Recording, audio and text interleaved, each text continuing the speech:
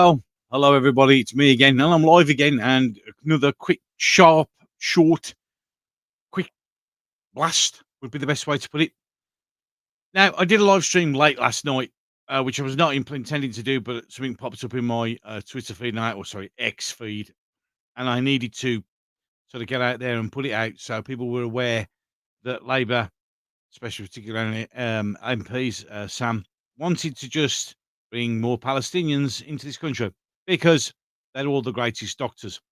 They're all skilled, they're all hardworking, and there's nothing wrong with any of them. Should bring them over, give them a passport, let them do whatever they want to do, and just give them jobs because it just helps. And of course, that's not really there for helping them. It's more helping the Labour Party appease those in the party from Alan Snackbar who, during the local elections, walked away.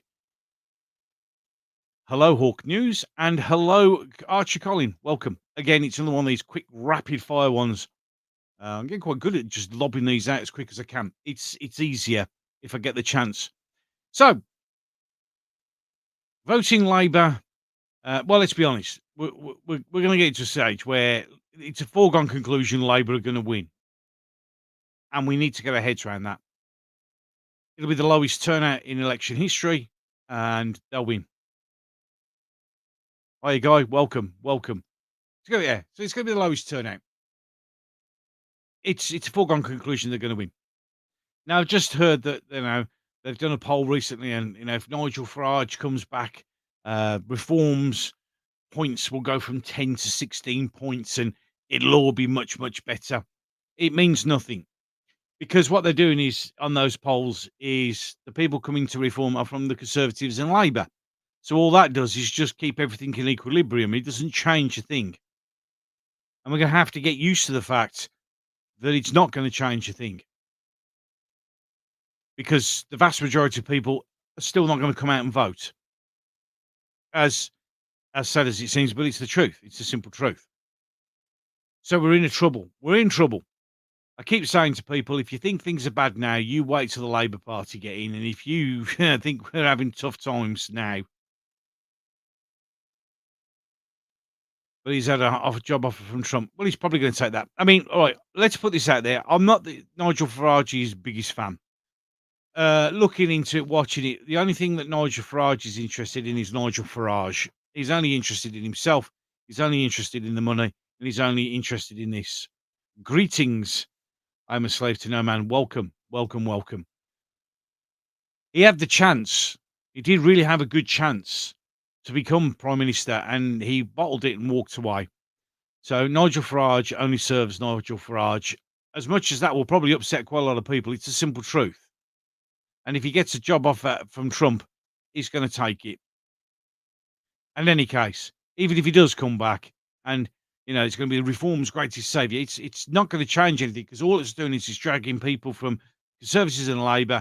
Nothing's going to change. Just the point percentage will go down, but Labour is still going to win. I think election results should be included as a major point of the percentage of the potential electorate that actually voted, probably as the banner at the bottom of the screen. Yeah, we all know. I mean, let's come on. If you look at the London elections, for instance, if you take in those people who didn't vote, plus those who didn't actually vote for Sadiq Khan, 82% of London didn't vote for Sadiq Khan, but he still got in. That's what we have. That's the issue we have. And the biggest issue I have is the fact that people are just sort of going, oh, well, Labour are going to win. Well, good for a change, good for this, good for that. And I've shown you one MP who's all for just flooding the country with more refugees, because why should we?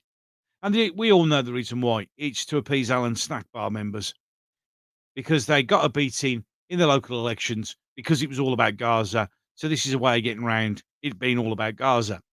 It's as simple as that. So, my good old friend Jess Phillips, the Labour MP just up the road from where I live, and I'm still waiting for her to take me up on the offer for me and her, just the two of us, no protection, to walk around all the no-go areas in Birmingham city centre and around the areas which she swears blind don't exist. Funnily enough, she's never actually bothered to do that. She's come on and started to say her piece. So let's just bring up old Jess. Now, I'm gonna play a little bit of this audio. If people could put 1 in the chat if they actually hear this little bit, because I keep having article issues. So let's just get this going. I'll play it for a bit. There are thousands, tens of thousands of orphans in Gaza. Jess Phillips, would you? No. Never in a month of Sundays, Colin. Never in a month of Sundays. Never in a month of Sundays. So she's already now. Oh, there's thousands. Yeah, good. I'm glad you can hear it. So there's thousands of orphans in Gaza. You see where this is going to go? Currently, who have no immediate family, who may very well be ill, who have aunties and uncles and cousins here in the UK. So let's overload. Yes, I did realise it was a Sargon reference. Indeed. So let's start overloading the school system even more by bringing in all the kids who haven't got mums and dads. Not even yours, mate. So, so she thinks the solution to this would be to find the aunts and uncles who are here, most of them or half of them probably illegally, and they could come live here because our schooling system isn't already fit to bursting. But in any case, let's carry on to listen to her dulcet tones. So any scheme that we design, I think, should ensure that it understands that actually.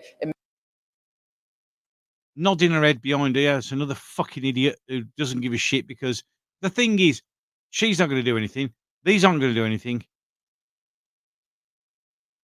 Yeah, she could put some up. She won't, though. Give them 3 options: North Pole, South Pole, back where they came from. Simple. Well, don't give them the is it north or south, where we've just found oil in British Antarctica? Antarctica's the south, isn't it? Yes, South Pole. Don't give them that, because there's oil there. It might not be such a good idea. So, in any case, Jess, keep telling us how wonderful an idea this was, and let this person here, who I do not know, nod in agreement, who's probably telling her to do this. Most people's immediate family in Gaza, certainly children, are all dead. And that is a load of bollocks, because they've just come out and said that the World Health Organization, was it the World Health Organization? One of the other organizations come out and said, or the UN, and said that actually there was a 50% overestimation in the casualty figures. So they're not all dead at all. And indeed, it's very sad that we have to be here today and to look at what's happened over the last 7 months. Figures in a meeting was just held in Portcullis House was looking at 36,000 people, 100,000 people in total, including those who have been injured since the outbreak of this, and the trauma that. And that's wrong, because that's the figures that Hamas are giving out. And it's just been proven that's 50% less than that. Less than that. Yes, mate, I have another cultural enrichment experience for those people. It's just look. The thing is, I go about London. I mean, London gets reported a lot, but in reality, if you come up here into Birmingham, roughly, I live just outside Birmingham. We're actually the stabbing capital of the country at the moment. It's actually more dangerous to live here, but you just don't hear it because obviously it's all about London, which is a shame, really. Since you're talking about letting them through the border, Egypt, why don't you let the Egyptians out? Because the Egyptians, I mean, this is the best thing. This is the thing I love the most. Yeah, is the fact that they go, the Israelis have got 2 walls to protect them from Palestine. Yeah. Egypt, their nearest neighbour, who are all Muslims, 8. They have 8 walls between Palestine and Egypt, and they're heavily patrolled because, they love them that much. They don't want them. No one wants them, but we'll have them because, of course, yes, just because, why not?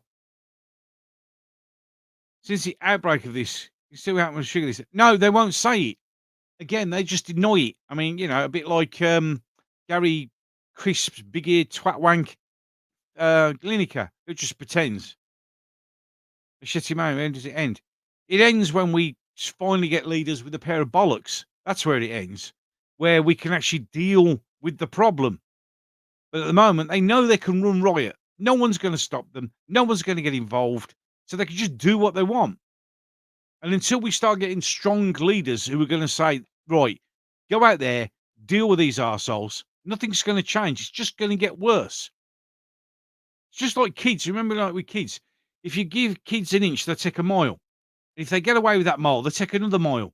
And that's what's happening. They know they stab someone, 9 times out of 10, fuck all's going to happen to them. It's we're in serious trouble. Really in trouble. Any case, let's finish what this self-righteous, narcissistic twat wank has to say. Cause today, tomorrow, and well into the future is something that people will find incredibly difficult if ever to get off. And looking at our own case again in Northern Ireland, where 3,500 people died in the Troubles over. Right. Okay. So you're now comparing what happened in Israel and then Israelis' justified response. Exactly the same as Troubles in Northern Ireland. Northern Ireland was a shithole. I know I was there. Okay? Fucking. Can you believe that's been said? The space of 30, 40 years, and this is compacted times 10 into the space of 7 months. But the thing is, you can't steam in, kill a load of people, then run away and cry because they come back and get you.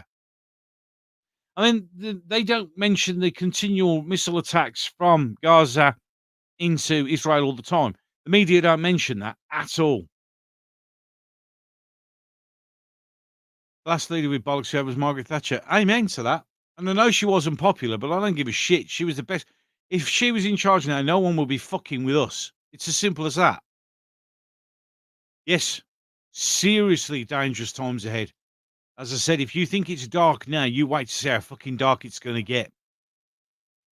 Because of knobheads like these, who are comparing the Troubles in Northern Ireland. I will do, mate.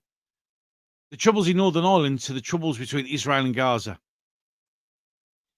Instead of rallies in London, as they don't hear you on a Saturday, they should be held in Birmingham and Manchester.